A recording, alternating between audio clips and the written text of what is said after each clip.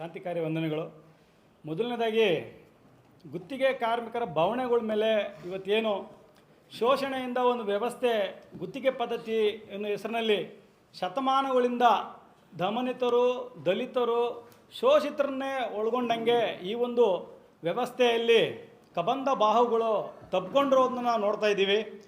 ಸಂವಿಧಾನಿಕವಾಗಿ ನಮಗೆ ಸಿಕ್ಕಿರುವಂಥ ಹಕ್ಕುಗಳು, ಗಣತಯುಕ್ತ ಬದುಕು ಇವೆಲ್ಲದನ್ನು ಮೀರಿ ಆಧುನಿಕ ಗುಲಾಮಗಿರಿ ಕಾರ್ಮಿಕ ವ್ಯವಸ್ಥೆಯು ಒಂದು ದೊಡ್ಡ ಶೋಷಣೆ ಅಥವಾ ಪಿಡುಗಾಗಿ ಈ ದಿನಗಳಲ್ಲಿ ರೂಪುಗೊಳ್ತಾ ಇರೋದನ್ನು ನೋಡ್ತಾ ಇದ್ದೀವಿ. ಹಾಗೂ ಕಾರ್ಖಾನೆಗಳಲ್ಲಿ ವಿನೂತನವಾದಂಥ ಜಾತಿ ವ್ಯವಸ್ಥೆ ರೂಪುಗೊಳ್ತಾ ಇದೆ.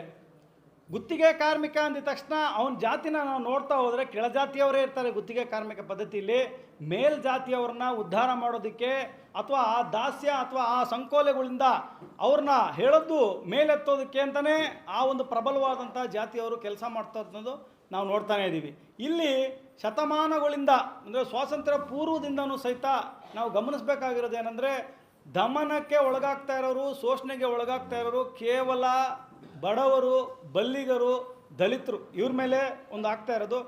ಈ ದೇಶದಲ್ಲಿ ಗುತ್ತಿಗೆ ಕಾರ್ಮಿಕರು ಅಂತ ನಾವೇ ಒಪ್ಕೊಬಿಟ್ಟಿದ್ದೀವಿ. ಹೇಗೆಂದರೆ ನಮ್ಮ ಮನಸ್ಥಿತಿ ಆ ರೀತಿ. ಸಣ್ಣ ವಯಸ್ಸಿಂದ ಆ ಪೂಜಾರಿ ನೋಡಿದ್ರೆ ನಮಸ್ಕಾರ ಹಾಕು, ಇವ್ರು ದೊಡ್ಡ ಮನೆಯವರು, ಇವ್ರು ಗೌಡರು, ಇವ್ರು ನೋಡಿ ನಮಸ್ಕಾರ ಹಾಕು, ಇದೇ ರೀತಿ ನಮ್ಮ ಒಂದು ಸಂಸ್ಕೃತಿ ಬೆಳವಣಿಗೆ ಆಗಿಬಿಟ್ಟಿದೆ. ಹಾಗಾಗಿ ನಾವು ಇವುಗಳೆಲ್ಲದನ್ನ ಗುತ್ತಿಗೆ ಅನ್ನೋದನ್ನ ತೊಡೆದಾಕಿ ಕಾಯಂ ಅಲ್ಲದ ನೌಕರರು ಅಂತ ಯಾಕೆ ನಾವು ಮಡ್ಕೋಬಾರ್ದು, ಯಾಕೆ ನಾವು ಅದನ್ನು ಹೇಳ್ಬಾರ್ದು? ಕಾಯಂ ನೌಕರರಿಂದ ವಂಚಿತರಾಗಿರುವಂಥ ನೌಕರರು ನಾವು ಅಥವಾ ಕಾರ್ಮಿಕರು ನಾವು ಅಂತ ಈ ದುಂಡು ಮೇದಿನ ಸಭೆಯ ಮುಖಾಂತರ ಗುತ್ತಿಗೆ ಅನ್ನೋ ಪದನ ನಾವೇ ಹೇಳೋದನ್ನಾದರೂ ರದ್ದು ಮಾಡ್ಬೋದು ಅನ್ನೋದು ನನ್ನ ಒಂದು ಅಭಿಮತ ಆಗಿದೆ. ಸ್ನೇಹಿತರೆ, ಇದೇ ರೀತಿ ಈ ಒಂದು ದೇಶಾದ್ಯಂತ ಗುತ್ತಿಗೆ ಪದ್ಧತಿ ನೋಡಿದ್ರೆ ಸರ್ಕಾರಿ, ಅರೆ ಸರ್ಕಾರಿ, ಸಾರ್ವಜನಿಕ ವಲಯ, ರೈಲ್ವೆ, ತೈಲ, ಅನಿಲ, ವಿದ್ಯುತ್ ಶಕ್ತಿ, ಎಲ್ಲ ಗಣಿಗಾರಿಕೆ ಪ್ರತಿಯೊಂದು ಕ್ಷೇತ್ರದಲ್ಲೂ ನಾವು ಈ ಗುತ್ತಿಗೆ ಕಾರ್ಮಿಕ ವ್ಯವಸ್ಥೆಯನ್ನು ನೋಡ್ತಾ ಇದ್ದೀವಿ. ಇದರ ಮೂಲಭೂತವಾದಂಥ ವ್ಯವಸ್ಥೆ ಯಾಕೆ ಹುಟ್ಕೋತು ಅನ್ನೋದನ್ನು ನಾವು ಗಮನ ಹರಿಸ್ತಾ ಹೋದರೆ ಲಾಭಾಂಶ. ನಾವೆಲ್ಲ ಅನ್ಕೋತೀವಿ ಇಲ್ಲ ಬೇರೆ ಏನೋ ಕಾರಣಕ್ಕೆ ಮಾಡಿದ್ದಾರೆ ಇವರು ಅಂತ. ಅಲ್ಲ, ಇಲ್ಲಿ ಒಬ್ಬ ಕಾಯಂ ನೌಕರನಿಗೆ ಕೆಲಸ ಕೊಟ್ಟಾಗ ಅವ್ರಿಗೆ ಕೊಡಬೇಕಾದಂಥ ಮೂಲಧನ, ತುಟ್ಟಿ ಭತ್ಯೆ ಅಥವಾ ಬೇರೆ ಬೇರೆ ಸವಲತ್ತುಗಳೇನಾಗುತ್ತೆ ಅಗಾಧವಾದ ಎಚ್ಚೆತ್ತವಾದಂಥ ಒಂದು ಇದರಲ್ಲಿ ಇರುತ್ತೆ. ಅದೇ ಗುತ್ತಿಗೆ ಕಾರ್ಮಿಕನ ನೇಮಕ ಮಾಡಿಕೊಂಡ್ರೆ ಒಬ್ಬ ಕಾಯಂ ನೌಕರನಿಗೆ ಕೊಡುವಂಥ ಎಲ್ಲ ಸವಲತ್ತುಗಳನ್ನ 15-20 ದಿನ ಗುತ್ತಿಗೆ ಕಾರ್ಮಿಕರಿಗೆ ಹಂಚುವಂಥ ಒಂದು ಕೆಲಸ ಮಾಡ್ಬೋದು.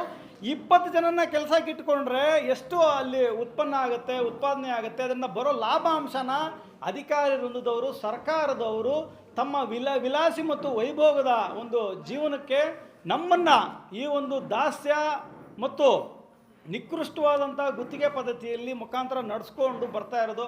ಅದನ್ನು ಕಾಲಕ್ಕೆ ಕಾಂಟ್ರಾಕ್ಟ್ ವರ್ಕರ್ಸ್ ಅಂತನೋ, ಕ್ಯಾಶುವಲ್ ವರ್ಕರ್ಸ್ ಅಂತನೋ, ಹೊರ ಗುತ್ತಿಗೆ ಅಂತನೋ, ಒಳ ಗುತ್ತಿಗೆ ಅಂತನೋ, ಇವಾಗ ನಿರ್ದಿಷ್ಟ ಗುತ್ತಿಗೆ ಅಂತ ಈ ಥರ ಬೇರೆ ಬೇರೆ ಆಯಾಮಗಳಲ್ಲಿ ನಮಗೆ ಹೆಸರನ್ನ ಅವರೇ ಪಟ್ಟಿ ಮಾಡ್ತಾ ನಮಗೆ ನಾವೇ ಯಾವುದೇ ಒಂದು ವಿಧವಾದಲ್ಲೂ ಅದನ್ನು ದಾಟಿ ಮುಂದಕ್ಕೆ ಹೋಗದೇ ಇರೋ ರೀತಿಯಲ್ಲಿ ನಮ್ಮ ಒಂದು ಮನೋಭಾವನೆಗಳನ್ನ ಅವರು ಸೃಷ್ಟಿ ಮಾಡಿರೋ ಒಂದು ಪ್ರಪಂಚ, ಒಂದು ಸಂಸ್ಕೃತಿ ಅಂತಲೇ ನಾವು ಹೇಳ್ಬೋದು.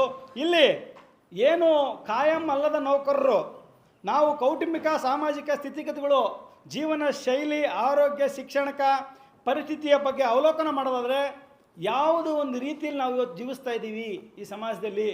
ಸರ್ಕಾರಗಳು ರಚನೆ ಆಗೋಕ್ಕೆ ಮುಂಚೆ ಎಲ್ಲ ಜನಪ್ರತಿನಿಧಿಗಳಾಗಲಿ ಅಥವಾ ರಾಜಕೀಯ ಪಕ್ಷಗಳಾಗಲಿ ಬಡತನ ನಿರ್ಮೂಲನೆ ಅಂತೇಳಿ 1947ರಿಂದ ಹೇಳ್ತಾ ಇದ್ದಾರೆ. ಬಡತನ ನಿರ್ಮೂಲನೆ ಇಲ್ಲಿವರೆಗೂ ಆಗಿಲ್ಲ. ಅದೇ ರೀತಿ ನಿರುದ್ಯೋಗ ನಿರ್ಮೂಲನೆ ಅಂತ ಹೇಳ್ತಾರೆ, ಇಲ್ಲಿವರೆಗೂ ಆಗಿಲ್ಲ. 1947ರಿಂದ ಇಲ್ಲಿವರೆಗೂ 82 ವರ್ಷ ಆದರೂ ದೇಶ ಇನ್ನೂ ಅಭಿವೃದ್ಧಿಶೀಲದಲ್ಲೇ ಇದೆ. ಅಭಿವೃದ್ಧಿ ಯಾವಾಗ ಆಗೋದು? ಅಭಿವೃದ್ಧಿ ಅಂದರೆ ಈ ದೇಶಕ್ಕೆ ಹೊಸ ಸಂಸತ್ತು ಕಟ್ಟಡ ಬರೋದಾ?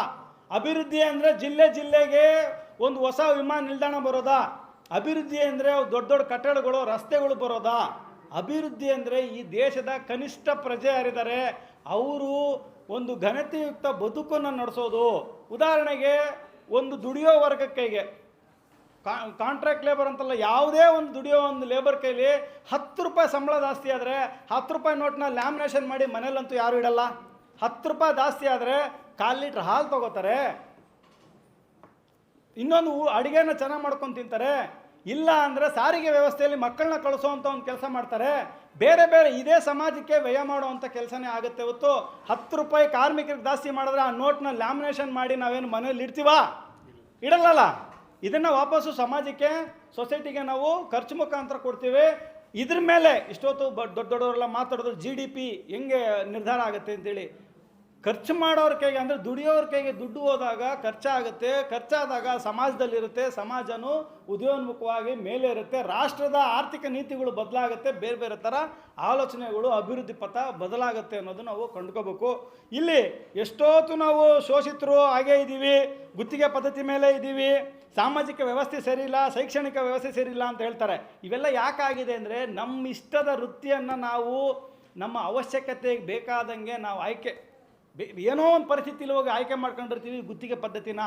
ಹಾಗಾಗಿ ಅಲ್ಲಿಂದ ಆ ಒಂದು ಬಲೆಯಿಂದ ಆಚೆಗೆ ಬರೋದಕ್ಕೆ ನಮಗೆ ಆಗ್ತಾನೇ ಇಲ್ಲ. ಸರಿ, ಈ ವ್ಯವಸ್ಥೆಯಲ್ಲಿ ನಾವೇನೇ ಇದ್ದೀವಿ, ನಮ್ಮ ಮಕ್ಕಳಿಗೆ ಒಳ್ಳೆ ಎಜುಕೇಷನ್ ಕೊಡ್ಸೋಣ, ಶೈಕ್ಷಣಿಕ ವ್ಯವಸ್ಥೆನ ಮಾರ್ಪಾಟು ಮಾಡೋಣ ಅಂದರೆ ನಮ್ಮ ಕೈಯಲ್ಲಿ ಕಾಸಿಲ್ಲ. ಸರ್ಕಾರಿ ಶಾಲೆಗೆ ಕಳಿಸ್ಬೇಕು, ಶಾಲೆ ಮುಚ್ತಾ ಇದ್ದಾರೆ, ಅಲ್ಲಿ ಶಿಕ್ಷಕರಿಲ್ಲ. ಶಿಕ್ಷಕರೇನೋ ಇದ್ದಾರೆ, ಸರಿ, ಅಷ್ಟೋ ಒಂದು ವಿದ್ಯಾಭ್ಯಾಸ ಮಾಡಿದ್ದಾರೆ, SLC, ಒಂದು ITI ಮಾಡಿದ್ದಾರೆ, ಡಿಪ್ಲೊಮಾ ಮಾಡಿದ್ದಾರೆ. ಅಂದರೆ ಆಚೆ ಜಗತ್ತಲ್ಲಿ ಕಾಂಪಿಟೇಷನ್ ಇದೆ. ಇಷ್ಟೊತ್ತು ನಮ್ಮ ಸ್ನೇಹಿತರು ಯಾರು ಹೇಳ್ದಂಗೆ, ಇಲ್ಲ ಪ್ರೊಫೆಸರ್ ಅವ್ರು ಹೇಳ್ದಂಗೆ ನಾರಾಯಣ ಅಂತನೋ ಬೇರೆ ಬೇರೆ ಟೆಕ್ನೋ ಸ್ಕೂಲ್ಸ್ ಅಂತನೋ ಇವೆಲ್ಲ ಬಂದಾಗಿದೆ. ಅಲ್ಲಿ ಆಂಗ್ಲ ಭಾಷೆಯ ಒಂದು ಪೈಪೋಟಿ ಏನಿದೆ, ನಮ್ಮ ಹುಡುಗರು ಅದಕ್ಕೆ ಸರಿಸಾಟಿಯಾಗಿ ಒಂದು ಕಾಂಪಿಟೇಷನ್ನ ಮಾಡೋಕ್ಕಾಗದೇ ಇರೋದು ಇಂಟರ್ವ್ಯೂಸಲ್ಲಿ ಮತ್ತೊಂದರಲ್ಲಿ.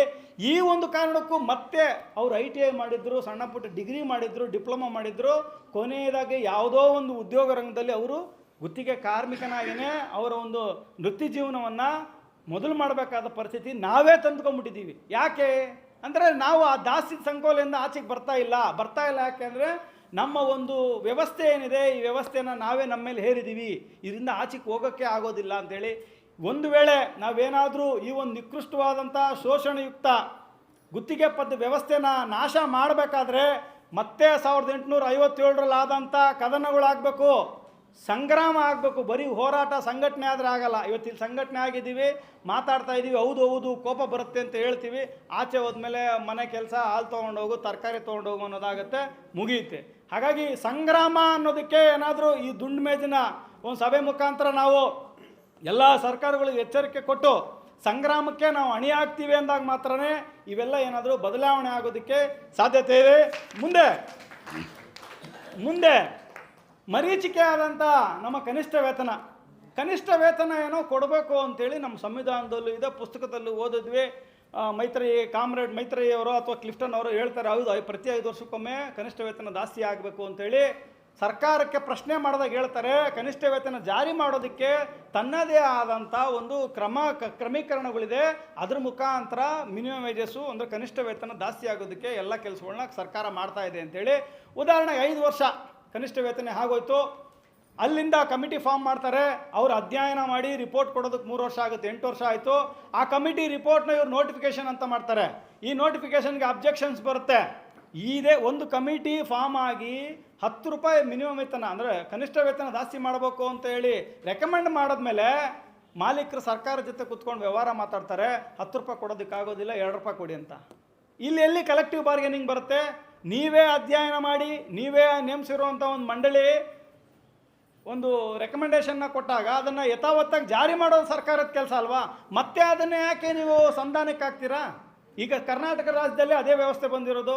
ಈಗಾಗಲೇ ಮಿನಿಮಮ್ ವೇಜಸ್ ಜಾಸ್ತಿ ಆಗಿ 1 ವರ್ಷ ಹತ್ತತ್ರ ಆಗ್ತಾ ಇದೆ, ಜಾರಿ ಆಗಿಲ್ಲ, ಫೈನಲ್ ನೋಟಿಫಿಕೇಶನ್ ಬಂದಿಲ್ಲ. ಯಾಕೆ? ತಕರಾರು ಎತ್ತುತ್ತಾ ಇದ್ದಾರೆ ಮಾಲೀಕರನ್ನ ಕೇಳಿ ನೀವು ಸಂಬಳ ಜಾಸ್ತಿ ಮಾಡೋಂಗಿದ್ರೆ ಪ್ರಜೆಗಳ ಪರಿಸ್ಥಿತಿ ಏನಾಗಬೇಕು? ಸರ್ಕಾರಗಳು ಇದ್ರ ಬಗ್ಗೆ ಯೋಚನೆ ಮಾಡಬೇಕಲ್ವಾ? ನಿಮಗೆ ಮಾಲೀಕರೇ ಬೇಕಾದರೆ ನಮ್ಮ ಓಟ್ ಯಾಕೆ ತಗೋತೀರಾ? ಬರೀ ಮಾಲೀಕರಿಗೆ ಓಟ್ ಕೊಟ್ಟು ಅವ್ರ ಹತ್ರ ತಗೊಳ್ಳಿ, ನಮ್ಮನ್ನೆಲ್ಲ ಪ್ರಜೆಗಳು ಅಂತ ಕರಿಬೇಡಿ. ಸತ್ ಪ್ರಜೆಗಳು ಅಂತ ನಾವು ಹೇಗೆ ಬದುಕ್ತಾ ಇದ್ದೀವಿ ಅದೇ ರೀತಿ ಸತ್ಯ ಹೋಗ್ತೀವಿ ನಾವು, ಏನು ತೊಂದರೆ ಇಲ್ಲ. ಹಾಗಾಗಿ ಇಲ್ಲಿ ನಾವೇನಾದರೂ ಬದಲಾವಣೆ ಮಾಡಬೇಕಾದ್ರೆ ಸಂಗ್ರಾಮಗಳನ್ನ ಮಾಡಬೇಕು. ಇದೇ ರೀತಿ ತುಟ್ಟಿ ಭತ್ಯೆ ಸೆಂಟ್ರಲ್ ಮಿನಿಮಮ್ ವೇಜಸ್ ಕೆಳಗಡೆ VDAನ ನಾವು ನೋಡೋದಾದರೆ ಮೊನ್ನೆ 1ನೇ ತಾರೀಕು ಏಪ್ರಿಲು ಒಂದು ಇದಾಗುತ್ತೆ, ಅಕ್ಟೋಬರಲ್ಲಿ VDA ಬರುತ್ತೆ. 0.96% ಜಾಸ್ತಿ ಆಗಿದೆ.